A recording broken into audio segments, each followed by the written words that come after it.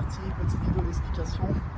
Pour première partie qu'on va être, ça va être quand on va être à l'intérieur. Donc ça va être dans 2 ou 3 semaines. Après on fera une autre vidéo pour quand on va être à l'extérieur à partir de lundi.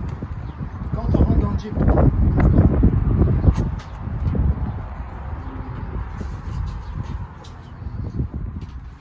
la première étape, je viens me laver les mains. Donc avant de faire comme tout le monde et de chercher où faire, si on regarde Élise le faire avec le pied, elle se nettoie les mains. Juste pour info, il y a une alarme maintenant. Donc, si vous n'avez pas de code et que vous pensez que vous devez en avoir un, vous devez contacter Frank. Et pour les autres, c'est juste que voilà, vous êtes au courant, ça ne sert à rien de jouer avec. On va par là-bas. En fin de compte, qu'est-ce qui va se passer quand ça va concerner quand on va être à l'extérieur du gym ou quand on va revenir à l'intérieur?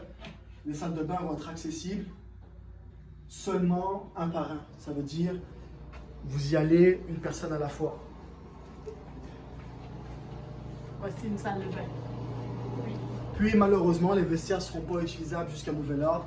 Ça se pourrait bien que tout l'été, les vestiaires ne soient pas utilisables. Si jamais ça change, alors on donnera des idées directives. Puis si on avance dans le gym,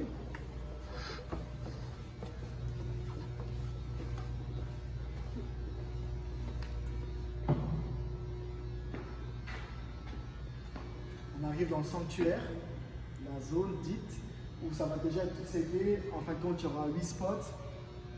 Chaque personne arrive, prend son spot, en fonction de ce qu'il y aura comme mouvement. Juste pour les anneaux, le muscle-up, alors dans ce cas-là, on va peut-être faire des switches de personnes. Sinon, premier arrivé, premier servi. Ça veut dire que si je ne suis pas satisfait de la barre que j'ai ou du rameur que j'ai, et que je suis arrivé 8e, tant pis, je prends le spot qui reste. Si c'est pour un moyen pratique de mouvement que moi je ne fais pas, exemple, Elise ne fait pas de muscle-up, j'en fais, là on va s'arranger. Sinon, on ne va pas commencer à pleurer pour un spot, on prend ce spot là. Il y a, je pense qu'on a compté tout à l'heure, il y a 245 livres de poids, sans compter la barre. Ça veut dire, ceux qui rêvent de lifter lourd, vous avez 290 livres max pour les gars, 285 pour les filles, puis on va se contenter de ça. Ça veut dire que si je me retrouve avec Sarah Cotte, puis qu'elle utilise seulement ces 10 livres, elle ne va pas pouvoir prêter ses 45 livres à Onésime, exemple. Chacun a ses poids, puis on ne commence pas à faire des transferts, ça va être trop compliqué. Enfin, vraiment, c'est bon. Chaque fin de séance, je vais nettoyer mon matériel. Vous allez avoir dans chaque spot, en fin de compte, un désinfectant et une guenille. Et si je ne me trompe pas, vous allez confirmer, la guenille, à chaque heure, elle va être remplacée, la salle par une propre. Chaque soir, Frank va venir, il va prendre ça, il va le nettoyer, puis chaque matin, ça va être propre. Donc, s'il y a des gens stressés pour ça, vous êtes toujours touché du matériel propre. Ça, c'est pas compliqué. On se couche dans la guenille, pas sur l'équipement. On nettoie la base, tout ce que nos mains touchent. Quand on vient nettoyer l'équipement dans la guenille, ensuite on nettoie les écrans. Ah ouais, tiens, bonne idée. Pas direct. Il faut éviter de faire ça, là. Mettez pas le spray directement dans l'écran parce que ça rentre dedans, on abîme les écrans. Je le mets sur la guenille puis je nettoie. Si après on voit rapidement le matériel déjà en place, il y a les plates, les barres, il va y avoir un bike, un rameur par personne. Puis ici, de ce côté-là, il y aura des tapis pour tout ce qui est handstand, tout ça.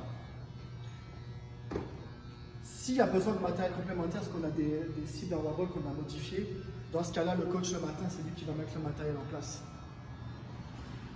Ça se peut qu'il va avoir plusieurs choix de ballons. Puis là, pour les choses spécifiques comme ça, les gens vont pouvoir se déplacer, juste changer de ballon s'il faut, mais seulement pour ce genre de matériel. Tout ce qui est déjà là va rester là, ça ne bougera jamais. Je pense que pour tout ce qui est matériel, si je ne me trompe pas, on a fait le tour. Corridor de sécurité et circulation.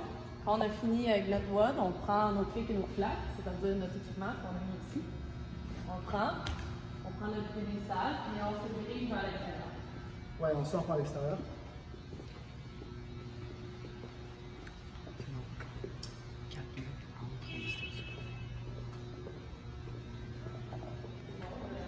Ok, c'est bon. Silence en feu, rapidement. Si on met la guenille dans le bac de pénissage, au choix, mais je vous recommande avec vos mains, encore une fois, une petite pédale. Et on sort par la porte arrière. parle de 4 mètres par station. Entre chaque spot, pareil là, parce qu'on parle ainsi de tout ce qui est distanciation, vous allez avoir les 4 mètres entre chaque personne en fin de compte. Donc ça représente 2 tapis ici, là on avait calculé, donc à chaque fois, il y a 2 tapis qui séparent les spots que vous avez. Ça c'est pour que vous soyez sûr que vous soyez dans les règles de ce qui a été dit au niveau gouvernement. La chose à savoir aussi pour ceux qui ont des enfants, vous n'allez pas pouvoir les emmener jusqu'à nouvel ordre. C'est-à-dire que sûrement pendant tout l'été, désolé pour ceux qui ne peuvent pas venir ou ne peuvent pas s'arranger, vous ne pourrez pas venir avec vos enfants, quel que soit l'âge. Qu'il ait 1 mois ou qu'il ait 12 ans, l'enfant ne pourra pas venir pour plusieurs raisons que vous avez sûrement déjà compris. Puis ce sera intransigeant, c'est sûr. Ça ne sert à rien d'essayer de le négocier. On ne pourra pas avoir d'enfant, que ce soit à l'intérieur ou même quand on va débuter à l'extérieur. Ça, vous n'êtes pas bête, vous n'allez pas mettre un enfant au soleil pendant 1 heure dans tous les cas. Est-ce qu'on a oublié quelque chose? Je pense que c'est bon. Pour le photographe, c'est bon là? On n'a rien zappé? Ouais,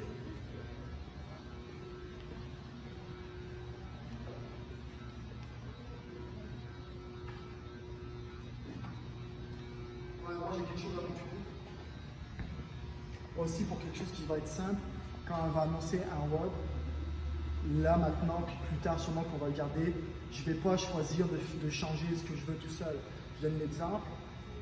C'est du bike aujourd'hui, puis ça, moi ça ne me tente pas de faire du bike parce que j'aime pas ça, je vais faire du rameur. Non, je vais juste me contenter de faire ce qui est écrit.